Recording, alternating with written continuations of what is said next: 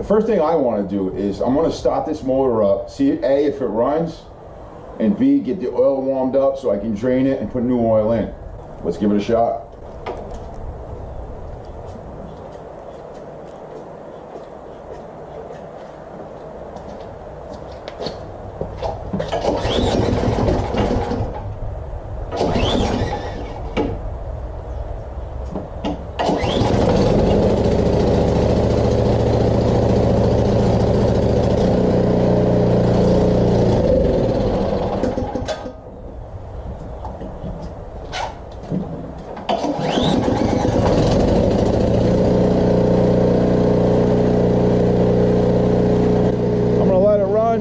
Let it warm up, and then we'll start the oil drain.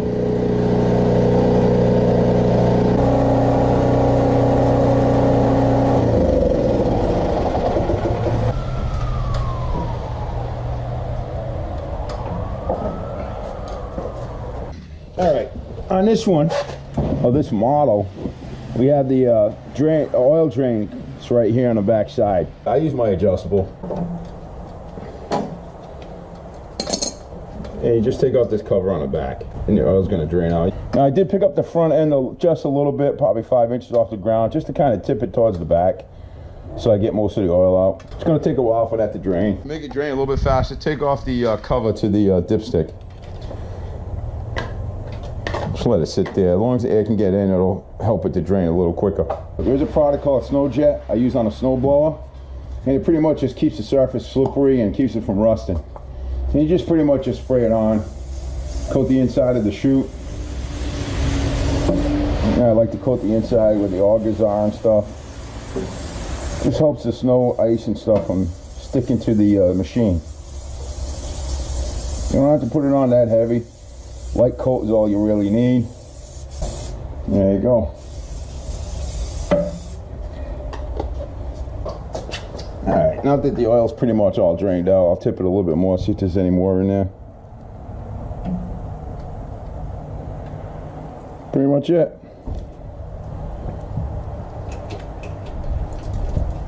Thread this back on. Don't over tighten that, you don't want to strip it. Just a little snug is all you really need. That's it. I want to go ahead and inspect the belts. Make sure they're all right. This cover has to come off.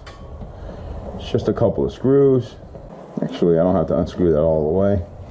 One screw there, one screw on this side.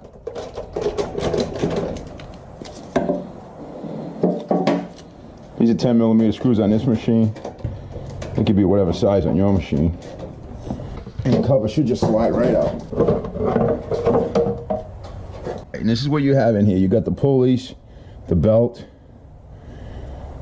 the other belt. All right, this belt here is called your drive belt. This is what drives your wheels forward and backwards. The front belt is what drives your auger, snow throwing part of the machine. You can see it's starting to get a little frayed. I put this belt in last year. Still looks all right though. I'm gonna go ahead and keep this belt on here for now, and I'm gonna go ahead and order a new belt for it, just to keep it as backup in case I need it, but I am not going to replace it at this time. These belts are not cheap, but you're better off buying a good quality belt. It'll last you a whole season or longer than buying a cheap belt that'll just blow on you. This one's been on here for 2 years, the drive belt, and it still looks in great shape. Let's just see if the adjustments are correct.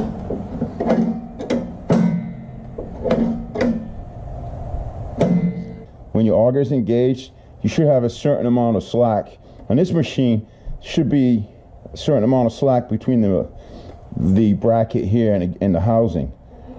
Every machine's different, so I don't believe I'm going to explain that to you guys any better than I just did. You really have to look at your owner's manual and see what it calls for. And let's get in here with the flashlight. And I am good. I got about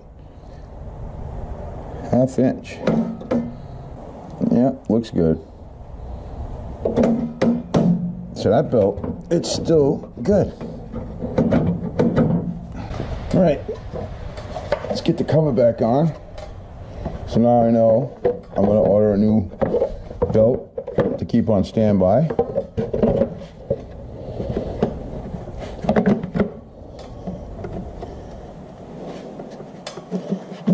once you get the cover in place, all you gotta do is tighten the screws back down.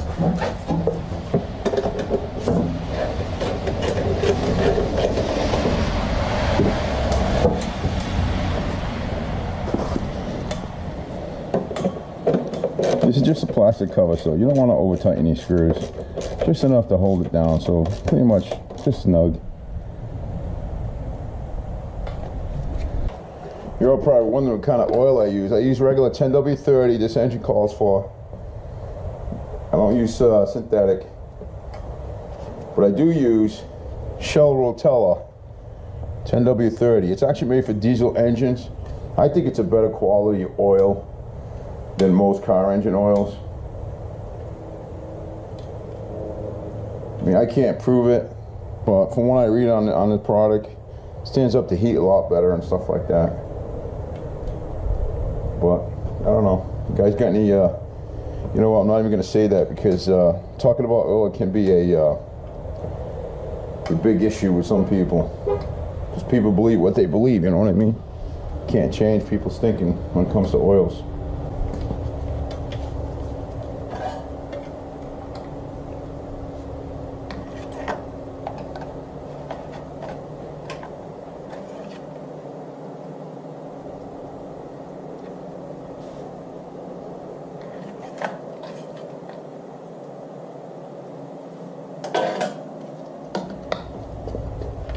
And I put a little bit more. I like to check the dipstick just to make sure it's correct. I got the measurements there, but I don't know. Sometimes I like doing it the old-fashioned way. Put some in, check it.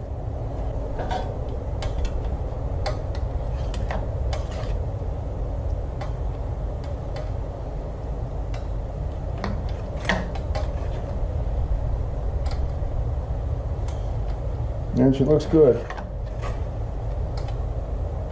Yeah, she's full.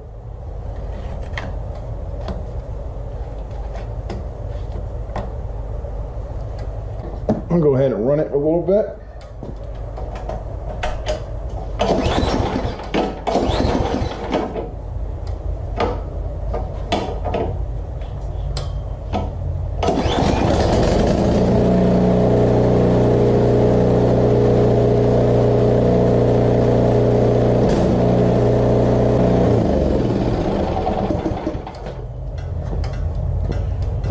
Okay, I'm going to check it real quick, make sure it's good. I like to run the engine and then check it. Right on the money, baby. Woo! Right on the money. All right, she got clean oil. All right, here's the grease fittings. One here, one here. That's for the auger. I'm going to go ahead and just throw some grease in there.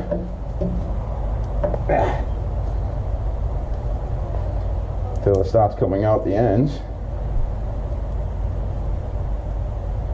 There you go. You'll see it coming out at the ends. And that's all you got to do. You don't have to put excessive amounts of grease in there.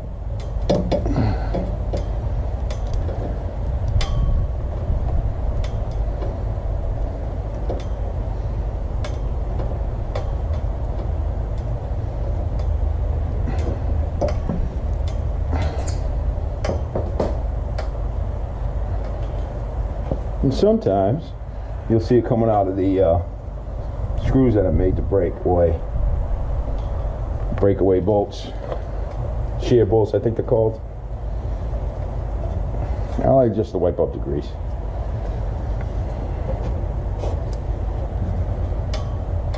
I'm going to pull the spark plug out of this just to check it and see where it stands, see how good or bad it is.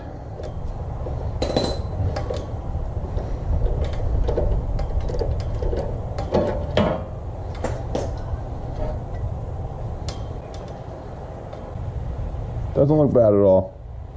Looks like brand new almost. It's not worn down, so it's staying. So no need to replace the spark plug. Be careful you don't crack the spark plug though, then you will have to replace it. This is an aluminum head on this engine. So start these in by hand. You don't want to cross thread the spark plug. This thing can be difficult too. Pain in the ass. There we go.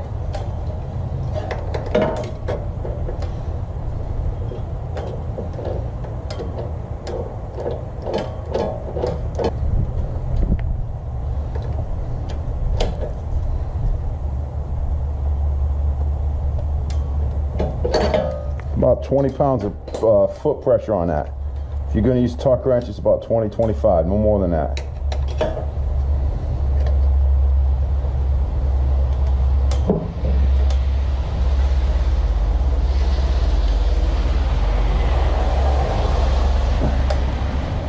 Because I like to spray everything down that moves. I like to use all-purpose lubricant by Blaster. I had good luck with it.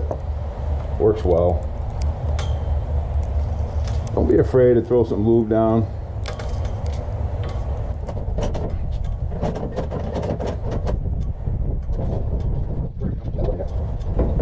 I like to lubricate anything that has threads on it. Keeps it from rusting.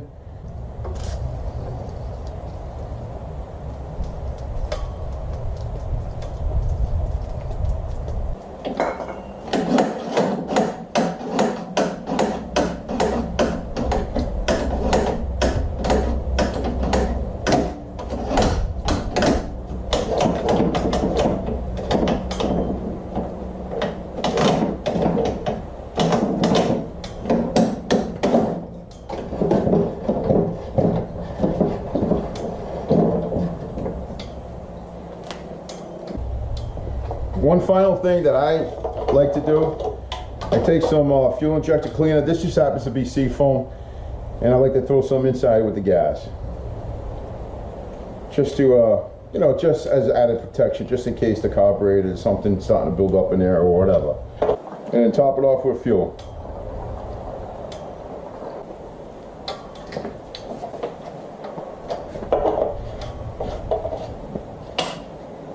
I'm gonna go ahead and start her up, get it moving, and I'm done.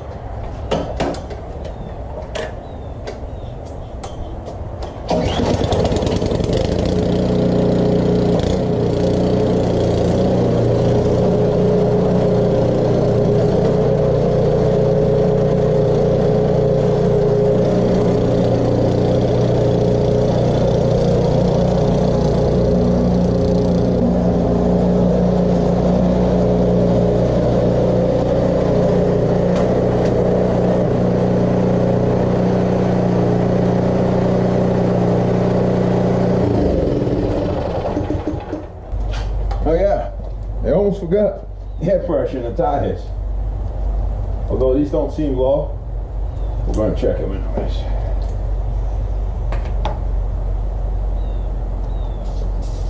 Oh yeah, they're low.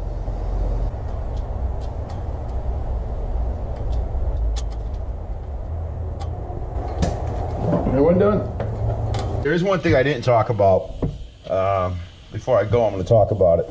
The edge, or the scraping edge on the bottom of the snowblower, you don't want that dragging on the ground itself, especially if you got uneven ground, gravel for a driveway. It really depends on what you have or what you're cleaning. It'll be how low you're going to have this thing. I got mine right now about 1/4 inch off the ground, and I don't want to wear out that edge. I'd rather wear out the side pieces than wear out that edge. Just easier to replace the shoes than it is to replace that edge. You know, to adjust it, if you wanted to adjust it, there's 2 screws on the side shoes. You would loosen these up, let it fall down. What I like to do is I use a piece of wood to put it underneath the edge of the snowblower, and then I just let these fall onto the ground and tighten these up. I'll show you how to do that. So you're gonna loosen those bolts on the shoes. Just loosen them up. And you'll see how the shoes move. You can do that on both sides. Now, if you do want the edge hitting the concrete or the driveway tar, whatever you got, just loosen both sides, let it fall down on its own, and then tighten up the 2 adjustable shoes on the side. The shoes are here basically to keep this metal edge from wearing out too fast. So basically you're wearing out the shoes and the edge at the same time. So that edge will last a lot longer. I don't like having it right on the ground like that. I like to lift it up just to here. I don't have my piece of wood that I usually use. You can do whatever you want. I'm going to use this metal cutting disc. It's 1/8 inch. Yeah, about 1/8 inch. Stick it right underneath this plate here on this side. Let the shoe hit the ground. And then we're going to tighten the shoe up.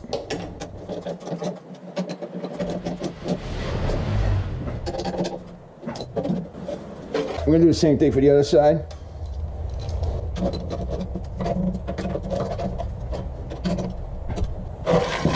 Now you can see the edge of the snowblower just hitting the ground. I'll show you. See that? Barely goes through.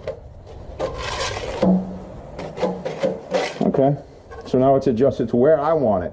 Like I said, if you've got a gravel road or a gravel driveway or a really bad driveway for some reason, you might want that cutting edge higher.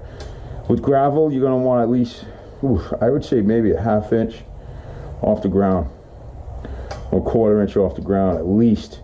You don't want to scoop rocks into here and throw them out. But because I got a tar driveway, it's a little bit uneven here and there. That edge will hit more in some places than others and whatnot. So I do want it a little bit off the ground. So I think I got about 1/8 right there. So that's good for me. I'm happy with that. I won't wear out the edge as fast. One thing I do when I store this in the wintertime in the garage after a snowstorm, I like to put a couple of pieces of wood underneath the front of the snowblower. Just sits, the edge of the snowblower just sits on here. Just keeps it off the ground and allows the snow to melt and come off the snowblower. It doesn't like stay on the edge, and you know, just keeps it from rusting as much as it normally would if it was just sitting in a puddle of water. I don't know, it's just something I do. Well, that's pretty much it. She's ready for another season. There's really not much to these machines. I think it's overkill what I do, because I spray like anything that has threads on it. I just lubricate everything with some spray lubrication. Like I said, it's just for the future. If I ever have to replace a cable or something like that, hopefully by spraying the lubrication on there, it will allow me to take everything apart easier when that day comes. The only thing I didn't check was the electric start. I haven't played with it. Honestly, I haven't used it since I bought this thing. Don't even know if it works, to tell you the truth. But one of these days I'll have to try it out. But it starts up so easy just by hand. Right now, I don't need to go ahead and use the electric start. Thanks for joining me. Leave some constructive criticism down there, some tips, things I might have missed. I'm sure there might be something that I didn't do or I should have done, or I don't know. No air filter, so don't even ask about that. All right, take care. God bless. Bye-bye.